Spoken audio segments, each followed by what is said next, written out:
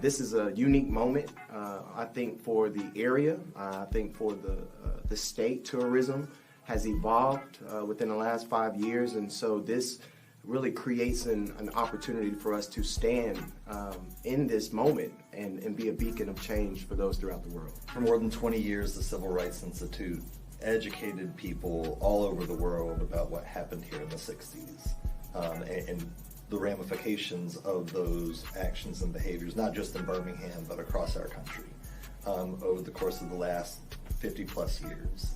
I think where we're going as an institute is to really be a beacon of hope for people grappling with whether it's civil rights, equality, the same types of issues that took place here that are manifesting in many different ways in different parts of the world, here in our country and in other countries.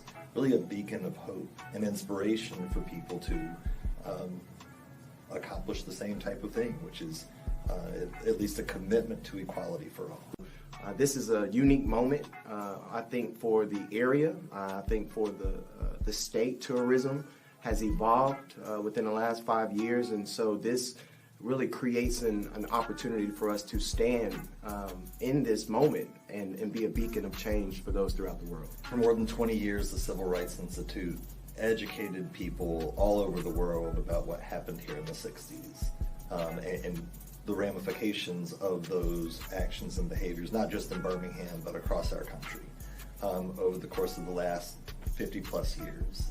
I think where we're going as an institute is to really be a beacon of hope for people grappling with whether it's civil rights, equality, the same types of issues that took place here that are manifesting in many different ways in different parts of the world, here in our country and in other countries. Really a beacon of hope and inspiration for people to accomplish the same type of thing, which is at least a commitment to equality for all. This is a unique moment, I think, for the area. I think for the state. Tourism has evolved within the last 5 years, and so this really creates an opportunity for us to stand in this moment and be a beacon of change for those throughout the world. For more than 20 years, the Civil Rights Institute educated people all over the world about what happened here in the 60s and the ramifications of those actions and behaviors, not just in Birmingham, but across our country over the course of the last 50 plus years. I think where we're going as an institute is to really be a beacon of hope for people grappling with whether it's civil rights, equality, the same types of issues that took place here that are manifesting in many different ways in different parts of the world, here in our country and in other countries.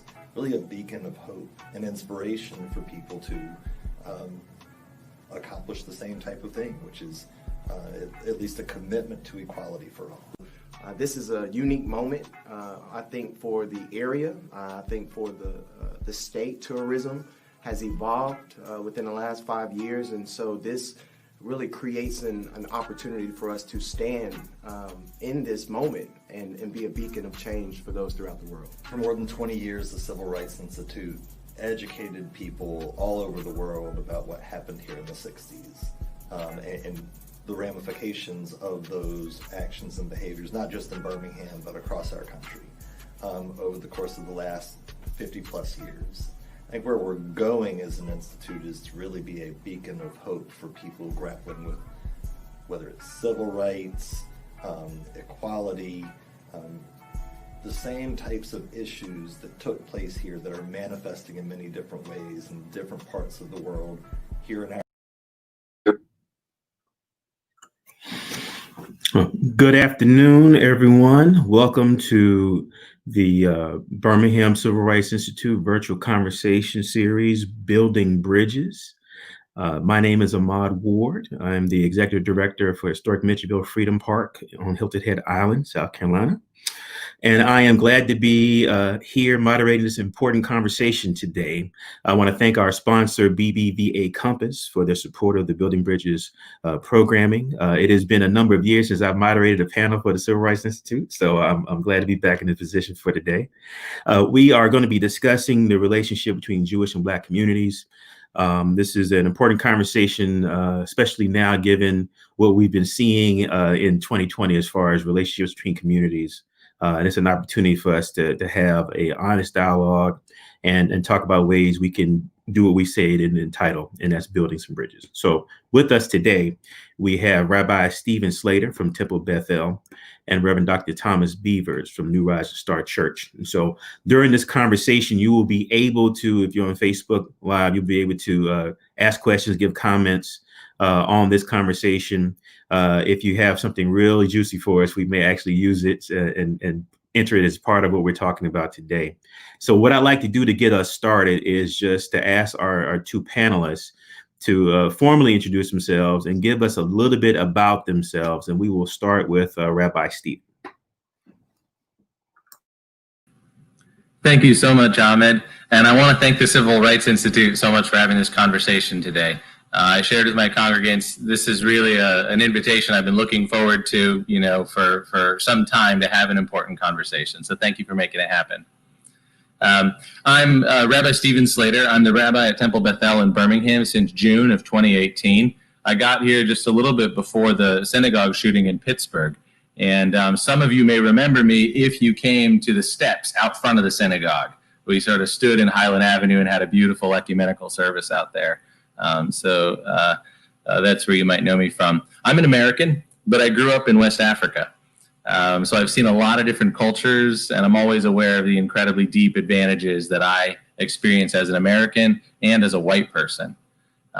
During my time here, I've come to really love Birmingham and to be captivated by its story, amazed by the story of King and the protesters, and also about some of the lesser known stories of the, you might say, little people who helped the dream to become real in this city.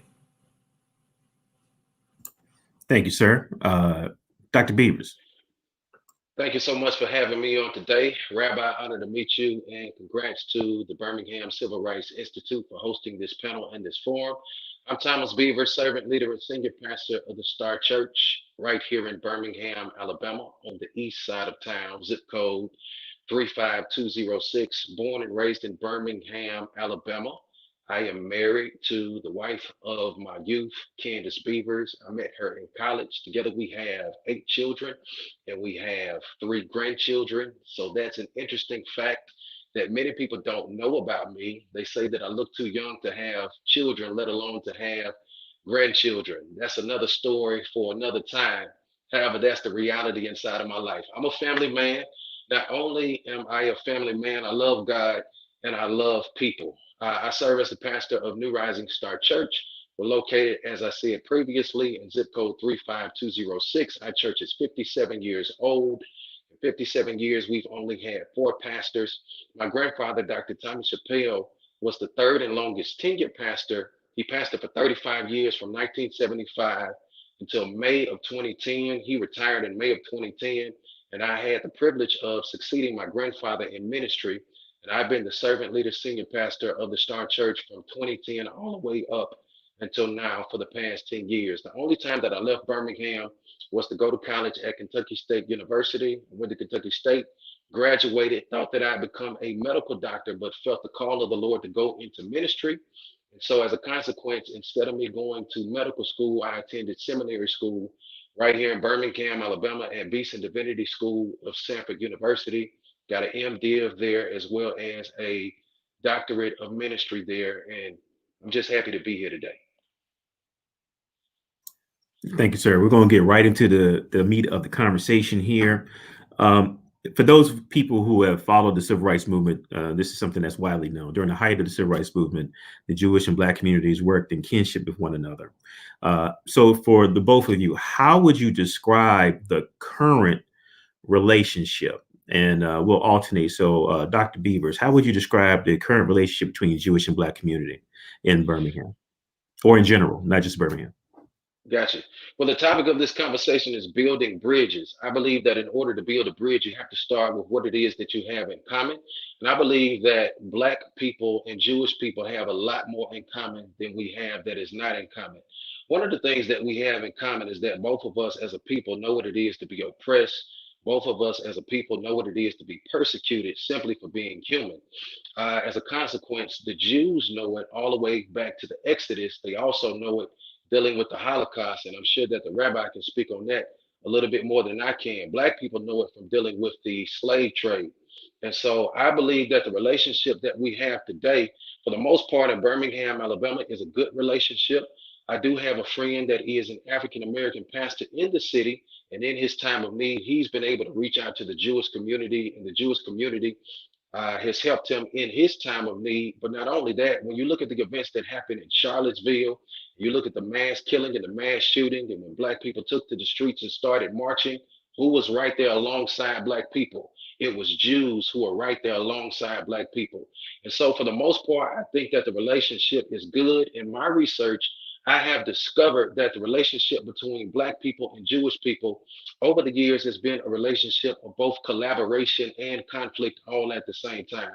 We cannot deny that there has been some conflict, but for the most part, I think it's been a good relationship. Rabbi, I asked you the same question. Thank you. What a terrific start, Dr. Beavers. So I really agree with everything that Dr. Beavers said. From my perspective, right now in Birmingham, it feels strained, perhaps more broadly too, perhaps compared to previous times when it was better, a little bit set back. But I would say at this moment, I would say it is improving, and there's room for that dialogue. In part, I'm feeling that way because of this conversation here in Birmingham. Thank you. And other recent events I'll mention. I would say the relationship has always been one of mutual respect and really deep potential for collaboration towards common goals. For example, civil rights, or I would think also theological dialogue, right? Specifically around, say, the theology of the Exodus. There's also a lot of common ground with regard to the importance of tolerance of diversity and better inclusion of minorities. But I would also say it hasn't always been an easy relationship. It's been fraught. There have been misunderstandings, and sometimes I think those misunderstandings flow from the sheer closeness of the relationship in the civil rights days and more recently. If I could, Ahmed, just add something to the historical record, it's frequently stressed that local Jews didn't do as much, say, as our northern co-religionists regarding the struggle for civil rights. And since my arrival, I've been asking around for stories, what did locals do? And I found interesting things. I found that locals actually did play probably a less prominent protest role and a significant behind-the-scenes role, which I would argue is sometimes decisive. So, for example, Carl Friedman, a Jewish lawyer here practicing at Soroti, a legal practice, he was sort of the grand old man of the Jewish community, fondly known as Bubba. Everyone would go to him when they had problems, ask him life advice, ask him everything. He played a decisive role in writing the legal settlement between the protesters and the city of Birmingham that brought in integration as a legal fact and a practical fact in Birmingham, right? So that doesn't get talked about as much, say, as, the Freedom Riders, but I think it's a big deal. Other people like Louis Pizitz and also the Hess family and the Abrams family who ran Parisians department stores were among the first department stores to integrate in the city of Birmingham. Now, that means at one time they weren't integrated, right? But also that they did. They were among the leading stores to go ahead and say, you know what, we're gonna bite the bullet, risk the boycott, and integrate. I think that's important and something for us as Jews here to be proud of. And I hear all kinds of stories. It could be J.B. Mazur's shop or Saul Kimmerling's business, places where people sort of bit the bullet and took the crap from a lot of their white customers who may not have liked that they employed Black people. But nonetheless said, you know what, if you don't like it, we don't need your business. We believe it's right to employ the best people in our roles here, right? So there's a lot of hopeful stories there in the past. And perhaps, that's where part of, some of the sense of being let down occasionally comes from, right? When people are so close, it's easier and working together actively for misunderstandings to come up and be painful. I think that leads us into the next conversation point I want the two of you to look at, and that is, in what ways does the current political climate challenge this relationship? We're dealing with a lot of strife. Let's put it that way. We'll be delicate and just say strife in general. And when you have economic issues, when you have heightened issues of cultural substance, then you start defining factioning, and you see it. You can see it throughout history, which kind of relates to what Rabbi was just saying about proximity and closeness. So, what ways do you think the current political climate challenges these relationships, and what do you think those issues are? And I'll start with the Rabbi. Well, I do think it's a fraught time. In terms of the issues that are most on the mind of the Jewish community right now, I would say that a sense of growing anti-Semitism across the world, and unfortunately sometimes far too closely. I opened by mentioning, right, the shooting in Pittsburgh at the synagogue, but that's not it. Probably after anti-Muslim violence, anti-Semitism is the highest growing category. All of these offenses are counted each year, and so it's the second highest area. I would say also in the country there's a lot of fear right now, just fear in general, right? Very low trust.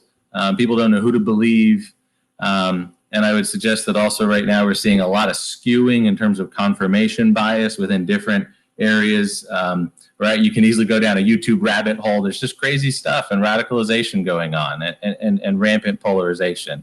So within that context, I think people tend to go for who are the good guys and who are the bad guys, right? And I kind of want to change that and say, no, let's talk about what's common between all of us. Forget about good guys, bad guys, right? One of the biggest things I worry about is the prevalence of identity politics. I think it's actually making it harder and harder to make actual progress that's good for minority communities today. Right? We shouldn't forget that many of the great advances of the civil rights era and advances made by minorities were made specifically by advocating for the rights of the individual. It's the framework that we get from sort of political classical liberalism, right? We know it in the Jewish story. When the Jews were first emancipated in France, the understanding was made totally clear, right? To the Jew as an individual citizen, nothing. To the Jew as a people, nothing. To the Jew as an individual, everything, right? In terms of their equal rights. And I think that identity politics advocates in favor of group rights. And I think that's hard within the framework of classical liberalism. So something I'd like to suggest is that we may well need to build, yes, the next set of struggles that we advocate for on top of that framework of individual rights, rather than undermining it with a different kind of language that talks primarily about communities that are oppressed, right? I'm very much in favor of using these more sociologically aware ways of talking about things. That just makes sense to me. But it's crucial that we not unwind some of the major advances in tolerance that we saw under the framework of individual liberties and the classical liberal framework that we have in the Constitution and during the civil rights era. Dr. Beavers, like to respond to that? Yes. So when I think about the issues that currently are most prominent inside of our community, the Black community has come a long way when you consider the over 250 years of slavery, followed by the Jim Crow era, specifically in Birmingham, Alabama, and throughout the South. And you think about the position that we are in right now as a Black people, we are not yet where we want to be, but at the same time, we can definitely say that we're not where we used to be. So we've come a long way, but in spite of us coming a long way, we have our own set of issues. I can speak on behalf of the Black community. When it comes to the political climate right now with the United States of America, one of the greatest fears is white supremacy. When you hear the phrase, make America great again, and you ask a Black person, when you hear that, what do you hear? When you hear that, what does that say to you? When you hear that, what does that mean to you? We ask the question, when was America ever great? It is undeniably true that when it comes to the economic power of our country, this is one of the greatest countries in the history of the entire world. However, Black people who worked for so many years and didn't get paid anything, a lot of Black people are saying, and a lot of Black people rightfully say that although we work to make this country great, the country really has never been great for the people who work to make it great. It has not been great for the Black people who work and provided free labor in order to build the economy.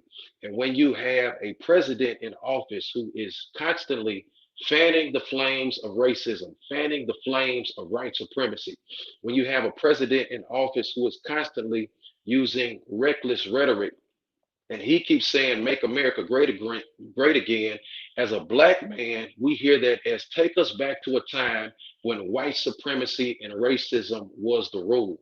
So that's one of the biggest fears of the black community right now, simply because of the person who's in office. I've often told people that what leaders do in moderation, followers do in excess. So as the president is fanning the flames in moderation, and guess what? You got the Proud Boys, and you have all of these other groups who are coming out in excess and doing things that were always inside of their heart. When you think about the Civil War and you think about the South wanting to hold on to slavery, and you think about the North doing away with slavery, in essence, the South broke away. They started their own union. When they started their own union, we had a civil war. Well, guess what? The South didn't just lose the Civil War, they conceded. They conceded in the Civil War. And when they conceded in order to salvage the little bit that they had left because they were losing the war. But they did not concede, and I want you to hear this clearly. They did not concede to have a change of heart because they thought that slavery was wrong. They conceded to live to fight another day.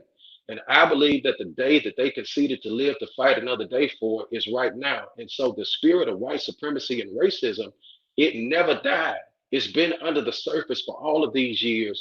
And now, because of the rhetoric of the person in office, it seems as if people who have always had this inside of their heart now have a license to bring this kind of hatred forward. So that's one of the biggest fears of the black community and one of the biggest issues outside of our own set of issues that we have as a black community. When I think about the challenges that this presents to the black and the Jewish relationships, um, it has been documented, and there's some things that I have read. You know, I'm not sure how true it is, but there's some things that I have read that allegedly Jews may have participated in the slave trade. Slavery is a big word right now. So when you think about racism or when you think about slavery, if the Jewish name comes up in that, in my opinion, that could be the only challenge. However, I want to go back to what I said in the beginning.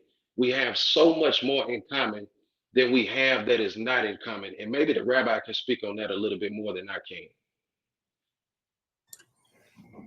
If you'd like to address that, Rabbi Stephen, you can.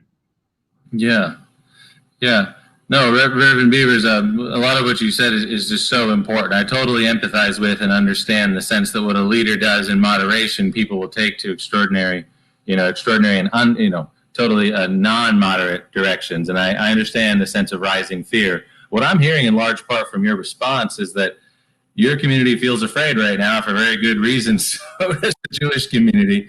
And that's a really interesting thing to notice, right? If you have two partners that are both afraid, bad things can happen, right? Such as we may have seen happen, right? People can overreact. People are not able to respond in their best way.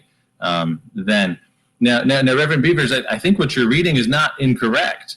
I think that actually Jews were involved in the slave trade, and that's something that we have not yet talked about enough. I have certainly read historians saying that, reputable historians.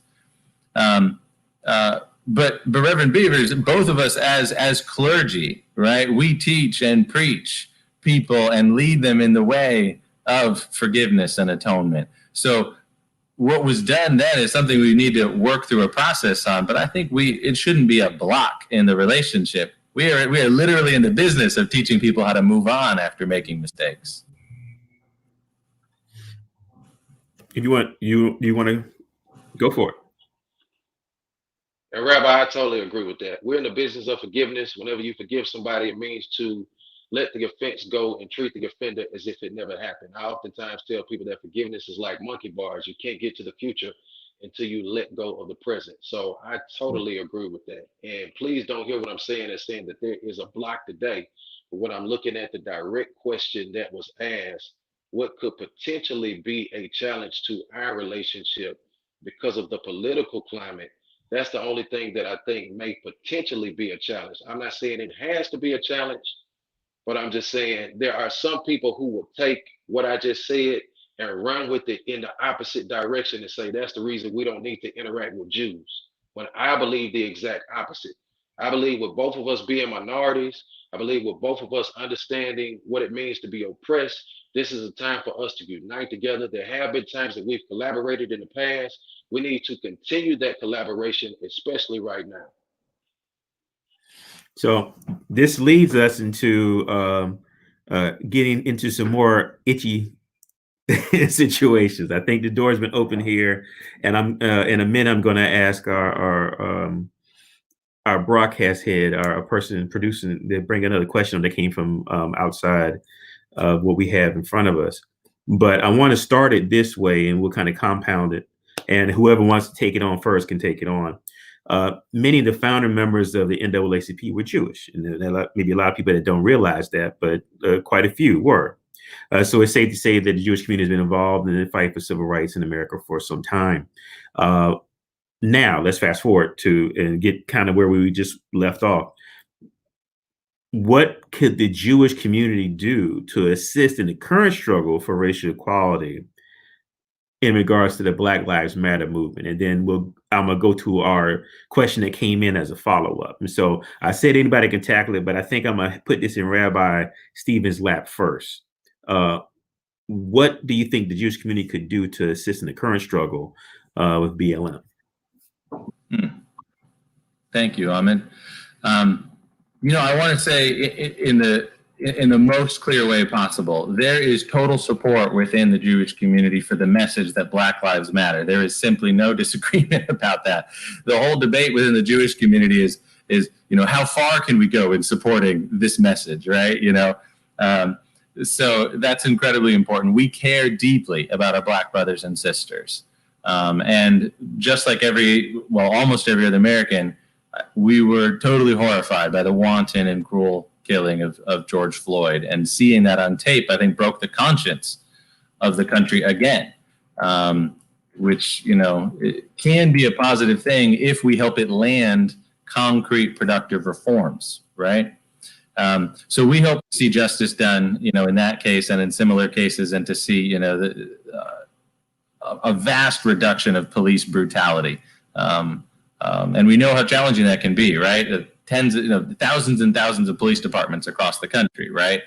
So regarding next steps that we as citizens can do, I would say that many Jews are sort of waiting for the answer, probably in response to a Black initiative, to say, how can we actually help, right? What's a movement that we can get in on? I think the biggest question right now in sort of local and Jewish politics in the country is the Black Lives Matter movement going to be able to lead us there, right?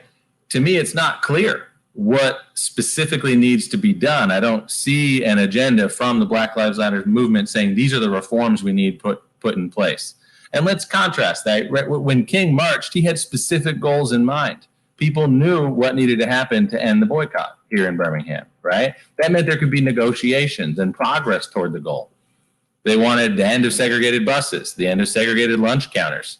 They wanted better schools and the right to vote, right? That's the kind of thing I need to know about from the Black Lives Matter movement. It mostly seems vague to me. It seems almost like it's becoming the point is the protest. But that's unlikely to be successful as far as I can see it. It seems like it's stalling right now without a specific and constructive change vision. So what I would like to see, and for sure, Jews would be very happy to be involved in this if we were called on, right, would be to see SMART goals, specific, measurable, achievable, relevant, time-bound proposals. And those have to be local, of course, right?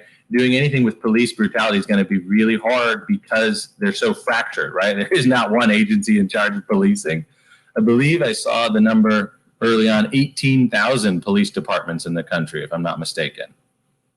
So there's a whole tactical set of questions about where do you start? Do you start on a federal level? Do you work with your state? How on earth do you sustain the amount of attention and power that it's going to take to reform such police, if that is actually the focus, right? The only policy I've seen is defund the police. And I can't say I'm really excited about that.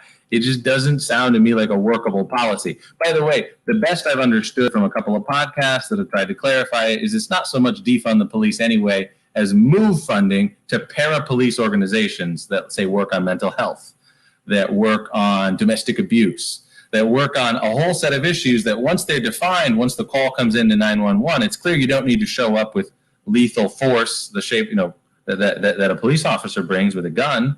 Instead, that these people need support, right? And once you introduce the gun into it, there's so many ways that it can go wrong. That sounds like a positive direction, but that actually isn't even clear from the movement, right? That's all guessing about what's meant. So what I would say is we need right now to make sure that we don't squander what is actually there's a huge opportunity for reform here, right? Think about the failure of Occupy Wall Street. That was 2011 and 12. Did any change come out of it? I can't remember anything. There was just street protests, right? There was just a lot of bad feeling and a lot of yelling. But I think that we are probably looking to the Black community to step up and in some sense articulate the vision, perhaps better than the movement Black Lives Matter has, with concrete social issues. I just want to, right? If we don't have the leadership to do that, right, within the Black Lives Matter movement, right, Colors and the others who have really presented an amazing marketing message, but haven't articulated an achievable reform that has to do with legal reform, right? That could actually be negotiated at the table, that has to do with programs or policy change, then we don't have a plausible next step, right? We need someone like the late, great John Lewis, someone who's deeply committed to nonviolence, has no lack of clarity on that, to say, if we do this, we will take our community forward and take all of us forward, not just Black people, not just white people, right? Not just the police, all of us forward, because we'll have a better approach to policing. Thank you. Dr. Beavers, your response. Yeah, so a few things. How can the Jewish community assist in our effort? I really believe that it's absolutely necessary for us to affirm that, yes, Black Lives Matter. At the same time, I don't want people to make the assumption that everybody who's Black who is marching is a part of the Black Lives Matter movement. A lot of times when you see Black people marching, they automatically associate it with that person is in the Black Lives Matter movement. When some people are marching, not because they're necessarily a part of the Black Lives Matter movement, but some people are simply marching because they affirm the statement that the rabbi just said, and that statement is Black Lives Matter. I believe that there are three ways specifically that Jews and anybody who wants to assist can assist. Number one, you have activists. Number two, you have advocates. Number three, you have allies. So what is an activist? An activist is somebody who actually puts their body in harm's way and they march in a protest. Whenever you have a protest, but a protest does not make any noise, whenever you have a protest, but the protest does not disrupt, it is not a protest, it is a parade. At the same time, we believe in peaceful protests. We understand that the 10% or the 5% or whatever the small percentage of the protest is that is unpeaceful, you cannot account to say all the protests are unpeaceful because of the few people who have been unpeaceful. The same way you cannot account to say that all cops are bad because of the few cops who have not done the right thing with their badge. So one of the ways to support is to be an activist, to actually stand and put your body in harm's way with the people who are marching. And we have seen that. We saw it in Charlottesville. We saw it in various areas in the civil rights movement. So we've seen that. Another way to support is to be an advocate. What is an advocate? To advocate for somebody means to speak up for somebody. It means to speak out for somebody. It means to intercede on their behalf. Whenever you advocate for somebody, you can do that as simply as wearing paraphernalia, holding a sign that says Black Lives Matter, affirming that Black Lives Matter, not just speaking up and talking to God about it, but actually speaking out and talking to the world against the injustices of society.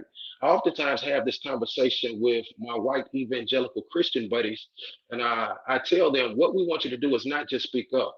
Whenever you speak up, you talk to God, and whenever you talk to God, it's needed. That's prayer. We believe that prayer is absolutely needed, but it's also safe. We don't just need you to speak up and talk to God. We need you to speak out to the world and tell the world that right is right and wrong is wrong. When you see something wrong, don't be afraid to say that it is wrong. And whenever you speak out, it is unsafe, because speaking out is not about what you can gain. It is all about what you're going to lose when you speak out.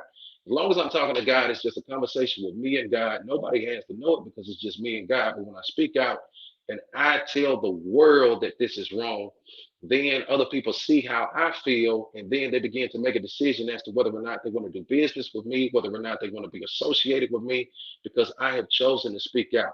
A lot of times when you see injustices in the world, it is always the minority speaking out. It is always the marginalized speaking out. It is always the Black person who is speaking out, and nothing changes. I believe that until the person who is unaffected starts to speak out just as much as the person who is affected, that's when we'll start to see some of the changes take place. But not only do you have activists, not only do you have advocates, you also have allies. These are people who are able to make economic power moves in order to get things done.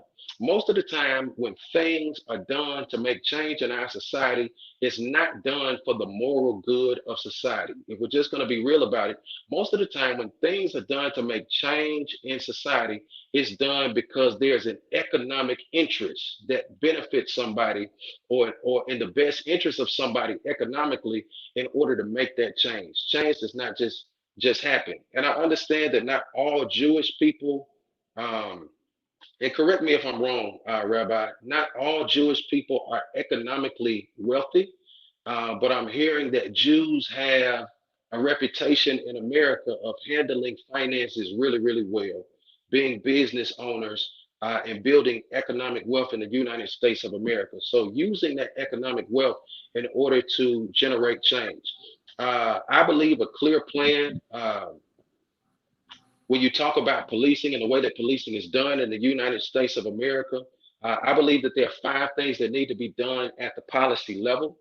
Number one, I think we need to deal with the whole issue of the no-knock warrant. First of all, let me say this: anything that devalues the intrinsic worth of human being, I believe that's the fundamental thing that every one of us have in common, the intrinsic worth of every human being. Anything that devalues that is what we need to go after. So when you talk about the no-knock warrant, I think that needs to be dealt with not just in Louisville, Kentucky.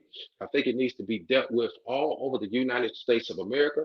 I think there needs to be mandatory, implicit, and explicit bias training for all police, because we all have implicit and explicit biases that we bring to the table. I also think that we need to deal with the issue of qualified immunity and how we hold police accountable, because oftentimes when you have a police that kills somebody, because the police is not being sued directly and the suit is being paid for by the funds of taxpayers, then in essence, they're not being held accountable in that regard. Now, I understand that the police does not need to be afraid to do their job, but we have to find some kind of way to balance the power in order to hold police accountable. I also believe, in addition to that, there needs to be not the defunding of the police, but the demilitarization of the police. Not the defunding, but the demilitarization of the police. And when I say this, what specifically am I talking about? I'm talking about the police purchasing military weapons that we normally would use on foreigners to defend our country. But instead of us using them on foreigners to defend our country, we've turned these weapons and we've started to use these weapons on people. And so I'm working in collaboration with another group of ministers, Dr. Matthew Johnson of the Mount Moriah Baptist Church. I believe that he has one of the most comprehensive plans that the rabbi is looking for in order for us to see change and attack it at a policy level. If I go biblical for just a minute, when you look inside of the Bible in the New Testament, there were two groups of people. There were Jews and there were Gentiles, all at the same time. And there was hostility between Jews and Gentiles because of a law called circumcision. Jews believed that in order to be saved, you had to be circumcised, and Gentiles believed that when Christ comes, that in order for us to be saved, you had to have faith alone in Jesus Christ. And if you were circumcised, so be it. But if you were not circumcised, then so be it. However, this law was giving one group of people an unfair advantage. And they were taking advantage of other people because of the law of circumcision. So there's a scripture in Galatians chapter number 2, verse number 14, and it talks about Christ breaking down the middle wall of hostility and making both Jew and Gentile into one new man. And he did that through his death, through his burial, and through his resurrection. Well, that breaking down the middle wall of hostility was not just a spiritual thing, but he did it by dealing with the very law and the very system that gave one group of people an advantage over another group of people. Now, I talk about that in the Bible, but if you look at what's going on today, you have different groups of people and you have laws that affect people in different ways. And some of the laws that were written such a long time ago have affected people in such a way that it's given one group of people an advantage over another group of people when it comes to justice being served. So, as a consequence, I believe that if change is going to take place, I believe that if we are going to be one as a people, because ultimately there's only one race, and that is the human race, it has to be more than a kumbaya moment. You have to deal with the policies and the laws that give certain groups of people unfair advantages in our society.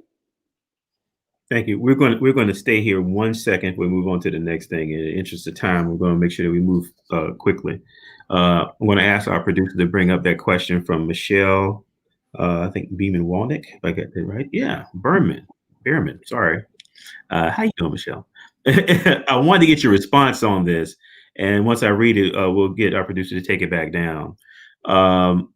As a Jewish individual who is striving to be anti-racist and supporting the BLM, I'm wondering why some Jewish members feel that BLM is anti-Semitic. Those I know who are involved in BLM do not subscribe to this belief. Is this fake news? You can take that down, producer. Is this, and I guess I'll start with you, and we'll make this a kind of a quick response. Is that a fallacy? Is that, do you see any people that you with your faith view BLM as anti-Semitic, or is that an overstatement? Right. So, unfortunately, I don't think that it's fake news, Michelle. Michelle, it's nice to have you on the program. Thanks so much for being here and for asking a question. The key message of Black Lives Matter, I think, is totally, pro-Jewish or anti-Semitic neutral. But the organizers for Black Lives Matter have taken stances in the past, sort of in their first sort of moment of grabbing national attention in 2016, and again recently this year, that are in favor of boycott, divestment, sanctions for Israel, which is typically considered anti-Semitic, to single Israel out in particular for onus, right?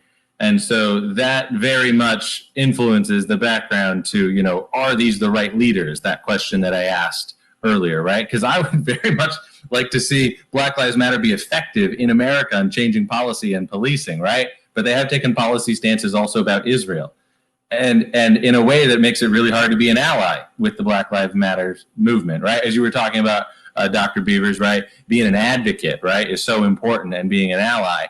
And when you get everyone speaking together, then you can really go somewhere. And I want to say, one of the things that has been so impressive is that the protests around the country are not just Black people by any means, right? It's a lot of white people. It's a lot of Jewish people involved too. It's exciting to see something that is truly, pan-racial. Any race can participate in being upset about police brutality. And I think that's to their credit. They have unfortunately taken this policy stance about one other country that I know of, which is Israel. And that means that they're harder to work with from a Jewish point of view. And it smacks of classic anti-Semitism, in this case coming from the left, right? We might be more used to hearing classic anti-Semitism from certain sources in the right, but you get it in a certain brand of the left too. And unfortunately, the leadership makes sounds that sound that way. So I'd like to see us get focused on what we can do locally, on what we can do here in the United States, here in Birmingham, that actually responds to the issues of the moment.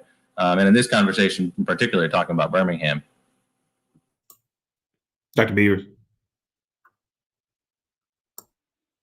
I have nothing to say. I think the rabbi did an amazing job on that. Before we move on to the next, I think in the interest of fairness, we should say that the Black Lives Matter movement has kind of created its own effect where you cannot point to a central mode of leadership. And so it is an effect that goes to not necessarily singular efforts in respective cities, but you don't have a Shuttlesworth or a King that you point to directly. You have people who found it that you can point to. but the movement itself is involving other people. So we want to make sure that we say that pointing to a certain degree of leadership may be difficult. Moving on, but not quite that far, and I'm going to start with Dr. Beavers here. In Germany, it is taboo to talk about or bring up the Nazi regime, let alone have swastikas waving. You can't do it. And any monuments to its leaders publicly displayed. Do you think it's necessary to rid America of monuments to oppressive symbols and figures as a part of healing its racist and oppressive past? And so I think we know where that's going, the almighty Confederate monument, Confederate flag conversation. So Dr. Beavers, what are your thoughts on symbols in America being removed?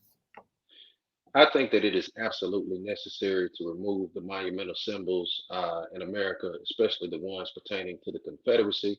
When you think about what the Confederacy stands for, especially what I said at the beginning of this stream, at the beginning of this podcast, when you think about white supremacy, when you think about the want to hold on to slaves, when you think about the want to be supreme and powerful over somebody else for your own personal benefit, I think that anything that reminds us of that era is something that needs to be removed. And here's why. Whenever you make a monument out of something, I've heard people make the argument. I've heard some of my white brothers and sisters make the argument. We don't need to remove the monuments. And the reason we don't need to remove the monuments, we want to learn from the monuments. We want our children to learn from the monuments, and we don't want to forget our history. But there's an extreme difference between learning from something and celebrating something. Whenever you make a monument out of something, you erect a monument in order to celebrate a moment in time. You erect a monument, not just to celebrate a moment in time, but to applaud a moment in time, some specific event, some specific person.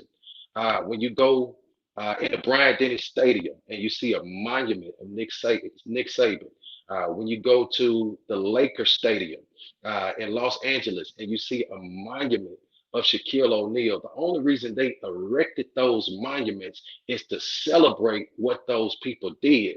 So when you think about a monument is something involved in celebration. So if you want to learn from what happened, these monuments don't need to be in open parks, if you understand what I'm saying, because that sends the message that not only am I trying to learn from what happened, I'm actually celebrating what happened. I'm celebrating the slavery that took place. I'm celebrating the Jim Crow era that took place. I'm celebrating the Confederate era that took place. But I believe that if you're going to take that approach and you're going to go down that rabbit trail, if you want to learn from it, put it in its own museum where you actually have to go there to see it. My kids don't need to see that when we're just trying to take a walk in the park. Rabbi Stephen? That's a wonderful answer, Dr. Beavers. Thank you for that. My answer is a little different, so you made it harder, but we'll see what the audience learns from it. So the question of public memorials, Ahmed, is a really complex question. Not because the moral issues are so complex, but because the pragmatic issues are, right? Are some of these statues deeply offensive? Yes. Do they often distort history and lionize a lost cause that should be let to die? Yes. Should they be removed? I think the answer is probably not always. And your question talks about America, so not across all of America, which is what your question was about. Should they be pulled out of town centers? Town centers in every little corner of Alabama? I don't think so. It's probably not going to be worth the effort.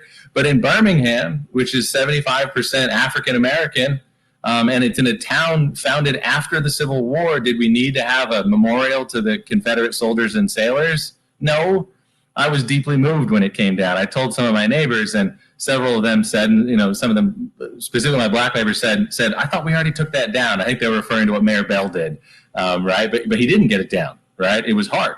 It was a long legal process, and they were kind of like, I thought we already dealt with that, or thank goodness, but that should be way in the past. So I felt it was very good that it came down. And my historians in my congregation might disagree. We've had interesting conversations about it, right? So thank you for handling that, Dr. Beavers.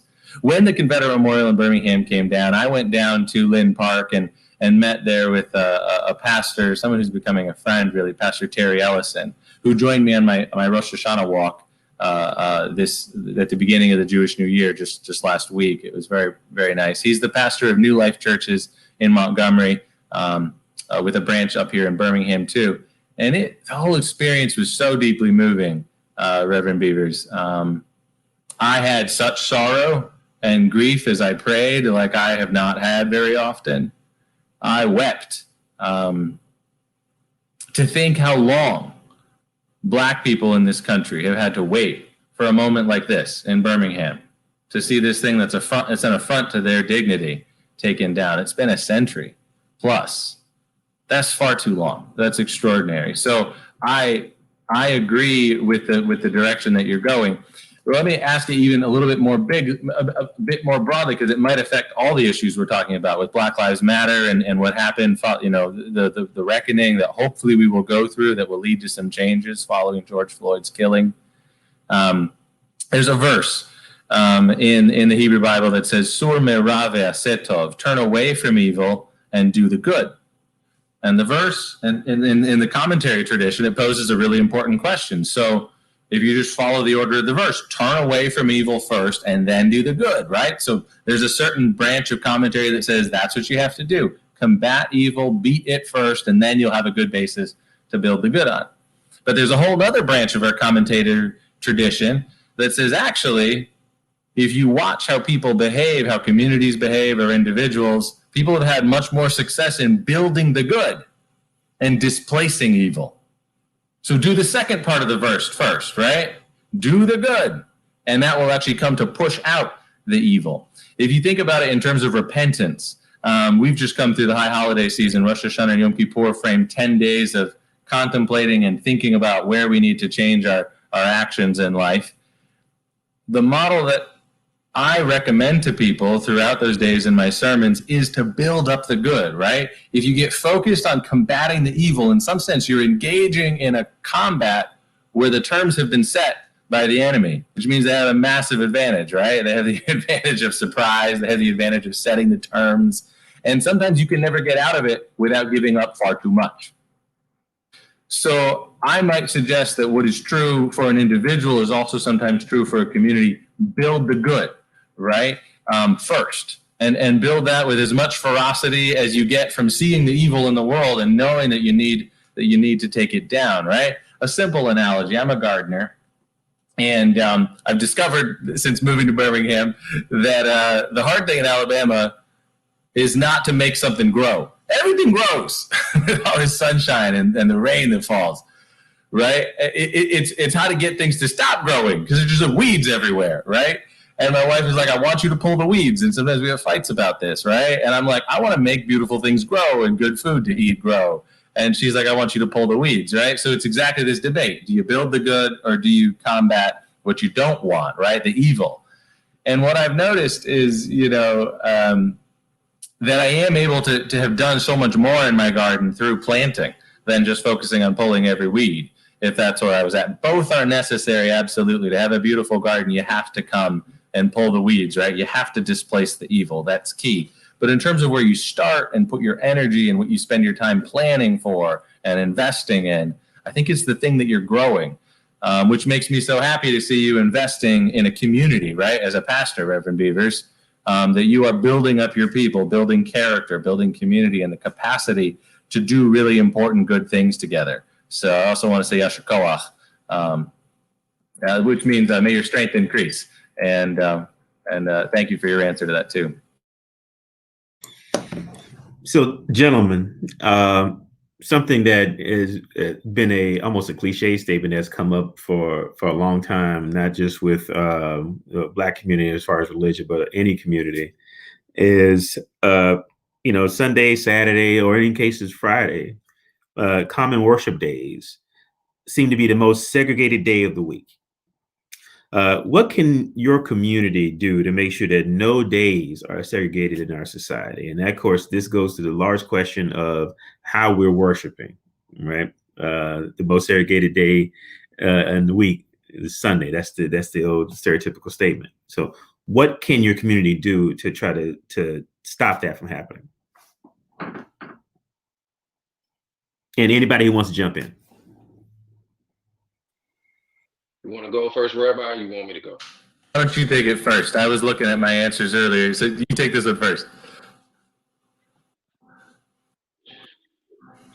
Okay. I'm a Christian. I'm a black man, and in the Bible talks about a day in heaven.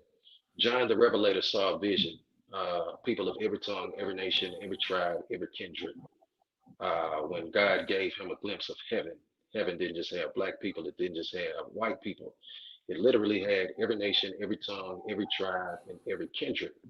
Well, if we don't like each other on earth, and earth is but for a moment, then how in the world will we spend eternity together? There's another verse inside of the Bible that says, how can you love God whom you've never seen and hate your brother or your sister who you see every day? I believe that when we pray the model prayer, and I say the model prayer on purpose, some people call it the Lord's Prayer, but I call it the model prayer. And we say, thy kingdom come, thy will be done on earth as it is in heaven. It is our responsibility not to wait until we get to heaven to experience heaven, but it is our responsibility to bring heaven down to earth. When you think about worship, an interesting caveat from a Christian perspective, in the Old Testament, in order to worship God, you had to go to a building to do it. The presence of God dwelt inside of a temple that was made by the hands of man. It was a brick and mortar building. But in the New Testament, the Bible declares in 1 Corinthians 6, verse 19, that our bodies are a temple. So God literally lives inside of my body in the presence and the form of the Holy Spirit. As a consequence, I don't necessarily have to be in a building to worship, but I can worship God anywhere. What am I really trying to say?